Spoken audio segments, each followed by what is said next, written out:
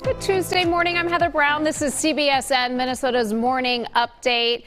So let's get you right up to speed on the news and the weather. It is going to be another hot one yet today. Riley tells us that this is just another part of this week-long heat wave. Now, there are some that might see a stray afternoon thunder shower, but he says those will be few and far between, so you'd be very lucky if you got one of those today. But those forest fire smoke still going strong, so a lot of that sun going to be hazy, hot, and humid. Let's talk about this. This just came out yesterday. New guidance this morning for reopening schools this fall. And some of this, I'm interested to hear what you think about this. So this is coming from the American Academy of Pediatrics.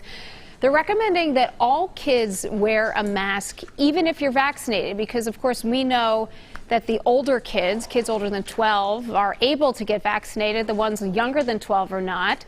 CDC not saying at this point, though, that these masks are necessary. They're saying, in fact, masks are no longer necessary. And so they say, let's leave it up to the local school districts, the local leaders, to make those official mask recommendations for the start of the new year. Here in Minnesota, Governor Walz has already come out and says we will not mandate masks in school. He doesn't have the executive power to do that anymore, since those powers were stripped from him. There's been a lot of debate over masks this past year. You likely imagine this will continue as the school year starts, especially in the elementary schools. For teachers and kids who can't get vaccinated, a lot can happen in 6 weeks as well. This Delta variant, cases may go up again. We know cases are spreading like wildfire through the unvaccinated in several parts of the country. So what do you know? What do you think? Maybe you're a parent out there, a grandparent, maybe you're a teacher, maybe you're a principal. What do you think about the AAP's guidance? What do you think about the CDC guidelines? What do you think the schools should do? Should it be up to the individual schools? Should it be up to the state? Love to hear what you think. If you are watching on Facebook right now, just leave a comment here. We will read through some of those just a little bit later on during this mid-morning update. There we go. New guidance, though. This is all coming, as we mentioned, as the Delta variant grows. Cases in the U.S. have nearly tripled in the last few weeks. For the first time since January, cases are rising in all 50 states. Texas, Louisiana, Missouri, Florida made up 40% of the new cases last week. Health leaders say that this Delta variant is fueling the spread, very contagious. And that's worrying investors, causing stocks to fall around the world. Canadian border, though, is about to open to Americans who have been fully vaccinated against COVID. This border has been closed for almost 16 months. It's taken a big toll on a lot of those Minnesota businesses near the border, the ones that rely on tourism from both countries. But starting August 9th, Americans can download an app to submit their travel and vaccination information. Travelers may be randomly selected to take a COVID test, but they will not have to quarantine once they arrive in Canada. Just 3 days from now, start of the Summer Olympic Games, and fears there growing as COVID infections spread. More than 70 people have tested positive for COVID at the Tokyo Olympics. So that doesn't include the alternate American female gymnast that we talked to you about yesterday morning. Also a Czech beach volleyball player. That person had been staying in the Olympic Village. Both athletes have gone into a 14-day quarantine. Despite the rising cases, though, a health advisor for the IOC says that the Olympic Village is safe. Just 20 minutes away from another billionaire launching into space, Jeff Bezos. You've probably heard of him. He's about to get ready there. This is a live look from West Texas this morning. You can see T-minus 25 minutes. We have been told there is a slight delay at the launch. It was supposed to go off right there at 8 o'clock. Still unclear why. Joining Bezos is his brother. Also along is a recent high school graduate from the Netherlands, also a veteran aviator, 82-year-old woman out there. So you'll have the oldest and the youngest up there in space. You can see them inside the capsule. They just walked in there. This ride lasts just about 10 minutes.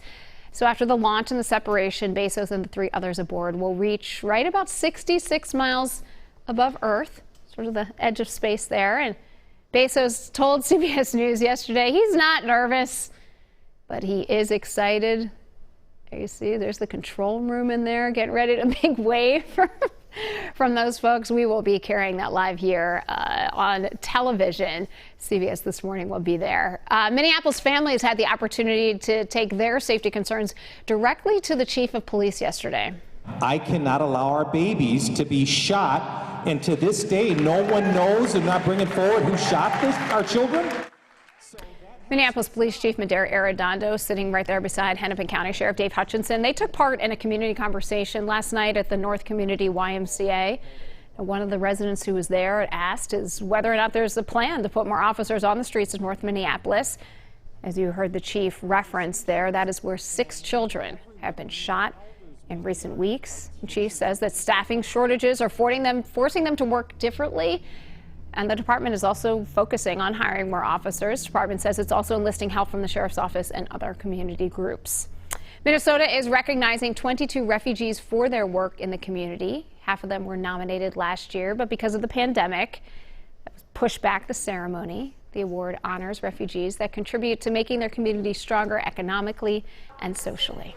It is important for the strength of our future economy and that immigration and refugee resettlement enable our population to grow and to fill the workforce needs into the future. Last year, Minnesota welcomed nearly 300 people through the refugee admissions program. Half of them were children. The largest percentage of refugees came from Burma, Somalia, and Ukraine. Target bringing back its annual teacher prep event. The Minneapolis-based retailer says that educators can get 15% off classroom supplies and other essentials through July 31st. Got to make sure you get everything in one trip to the store, though. You can only apply that discount one time. To participate, teachers do have to register through Target's loyalty program, but we know those back-to-school supplies have been out there for just about 2 weeks now. Another first to talk about in the world of sports. We're starting to see more and more of these. A prospect for the NHL's Nashville Predators announced that he's gay. Luke Prokop took to social media to announce that he's no longer scared to hide who he is. He's 19 years old, says that he hopes his announcement can, quote, help other people see that gay people are welcome in the hockey community. So the Predators and the league said that they are proud of Luke and his courage. Prince Harry is writing what his publisher is calling an intimate and heartfelt memoir. He says, I'm writing this not as the prince I was born, but as the man I have become. 36-year-old says that he hopes to show that no matter where we come from, we have more in common than we think. Let's head back to today's talker, and that is masks in schools. What do you think? Should they be required? Should they be recommended? Who should make those decisions? We have Eric here to tell us what you came up with. Good morning. How are you? Good morning. Sheila said, I don't have children in school at this time, but if I did, I would highly recommend it can't hurt. Yep. That's kind of been the party line on masks. Has it really? It can't hurt. Who does it hurt? Yeah. Interesting. Okay. Todd said it's Todd said it's better than going to distance learning again in terms of restrictions and the ability to learn. Don't want to go back to distance learning. Yeah, and that's a good point, is that the masks can keep us from doing distance learning. Then maybe this is something that we're going to go. I have a feeling this is going to be constantly changing and evolving. We have to see where this Delta variant goes, and we have to see how long it's going to take for these drug companies to get their vaccines approved for the kids that are younger than 12 years old. Mm-hmm. And then Tamara says that until my kids are vaccinated, they will wear masks in public at all times. But I think it's profoundly unfair to put decisions and enforcement on the educators. Their jobs are hard enough. Right? I mean, that's the thing. Are teachers going to be the ones that police who wears a mask and who doesn't wear a mask? Are children going to be required to tell the school if they've been vaccinated or not? There's a lot of questions out there still yet to be answered, but you can be sure we will be talking about them over the next 6 weeks, over the next 6 months here.